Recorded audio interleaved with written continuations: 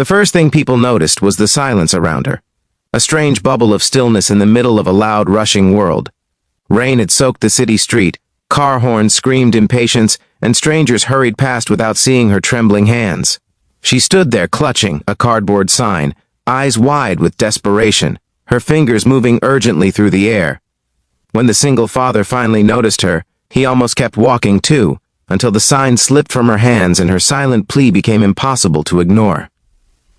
If you believe in kindness, second chances, and the quiet miracles that happen when strangers choose to care, take a moment right now to like this video, share it, leave a comment, and subscribe to the channel.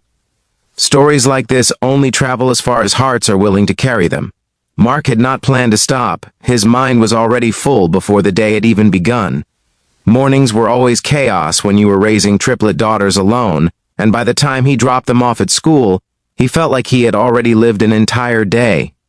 Bills waited on the kitchen table like silent threats. His phone buzzed constantly with reminders he could not afford to ignore, and exhaustion clung to him like a second skin. Being a single dad had taught him how to move fast, how to compartmentalize pain, how to keep going even when he had nothing left to give. That morning he was just trying to survive another day. He noticed her only because Lily tugged on his sleeve. She was the quietest of the three, always watching more than speaking, always noticing things others missed. Mark followed her gaze and saw the woman standing near the bus stop, soaked and shaking, her clothes thin and worn.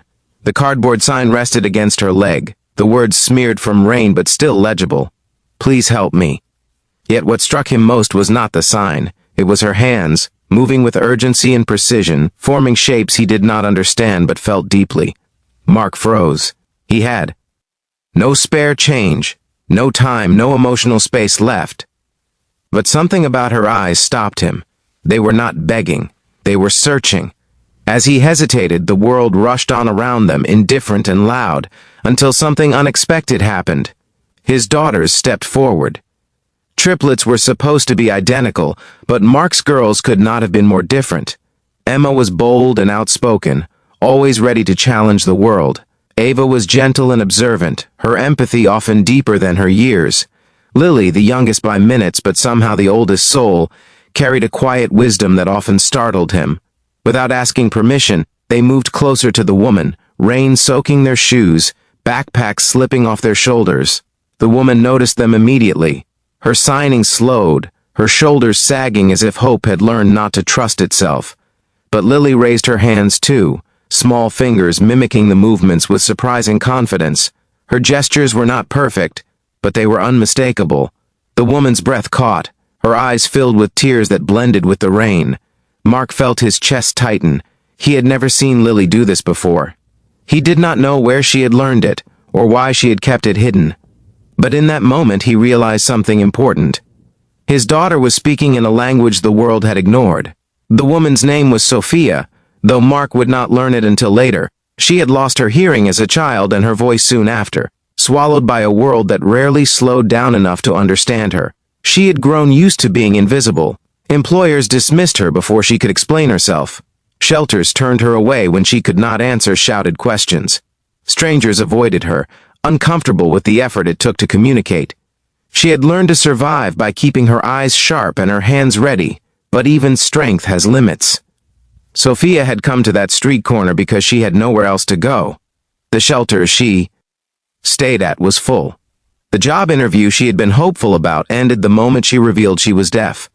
The money she saved was gone, spent on food and a temporary room that now belonged to someone else. Standing there in the rain was not a choice. It was the last place hope had led her. Lily signed slowly, carefully, explaining who they were, asking if the woman was okay, if she needed help. Emma and Ava stood beside her, instinctively protective, their young faces serious and focused. Mark watched, stunned, as his daughters bridged a gap he had not even known how to approach.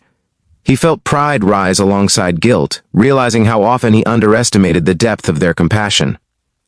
Mark knelt beside them, his knees pressing into the wet pavement. He did not understand the signs, but he understood the moment.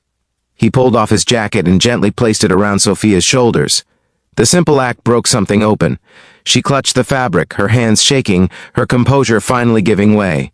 Tears streamed down her face, and though no sound came from her mouth, her grief was loud and raw. People began to notice. Some slowed their steps, others stopped completely. A small circle formed, drawn not by spectacle but by sincerity. A single father and his triplet daughters, kneeling in the rain beside a deaf woman the world had ignored. The moment felt sacred, fragile, as if one careless word could shatter it. Mark made a decision that terrified him. He invited Sophia to come with them, at least to get out of the rain. He had no plan beyond that, no idea how he would help, but he knew he could not walk away. The girls beamed, relief and excitement flickering across their faces.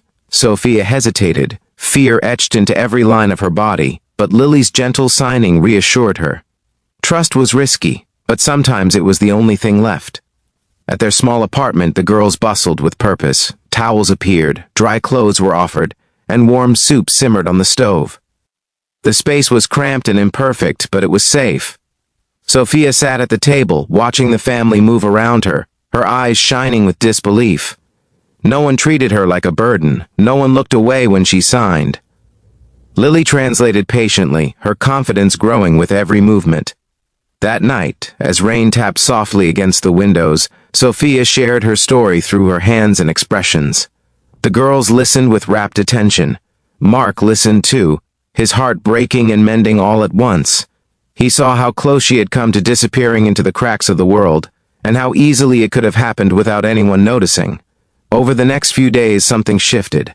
The girls insisted on learning more sign language, turning it into a family project. Mark joined in, clumsy at first, but determined. Laughter filled the apartment as they practiced, mistakes made without shame. Sophia helped them, her confidence slowly returning as she realized she had something valuable to give. She was not just someone in need. She was a teacher, a friend, a part of something. Word spread in quiet ways. A neighbor who saw Sophia signing with the girls asked questions. A teacher at the school noticed Lily's new skill and shared it with others. A short video taken by a passerby on that rainy street found its way online, showing a moment of pure, unscripted kindness. It went viral, not because it was dramatic, but because it was real. Offers of help came in. A local community center reached out, offering Sophia a job teaching basic sign language. Donations appeared, enough to help her get back on her feet. Mark watched it all with awe, humbled by how one small act had rippled outward. The girls became quiet heroes at school, their classmates eager to learn from them. They did not boast or brag. They simply shared what they knew, believing kindness was something meant to be passed along. For Mark, the experience changed everything. He had spent so long focused on survival that he forgot the power of connection. His daughters taught him that helping someone else did not weaken you, it strengthened you. It reminded you of who you were beneath the weight of responsibility and fear. Sophia eventually moved into her own place, but she never truly left their lives. She came over for dinners, helped with homework, and taught the girls more than just sign language. She taught them resilience, grace, and the courage to ask for help when the world felt too heavy. As the seasons changed, Mark often thought back to that rainy morning, how close he had come to walking past, how easily the story could have ended differently. He realized that miracles rarely announce themselves. They show up quietly in trembling hands and small, brave choices.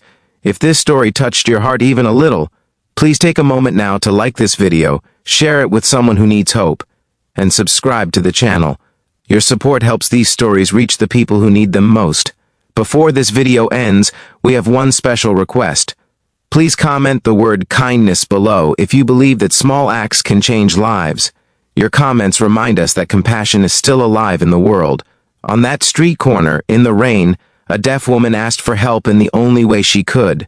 A single father almost missed it, but 3 young girls did not. And because they listened with their hearts instead of their ears, everything changed.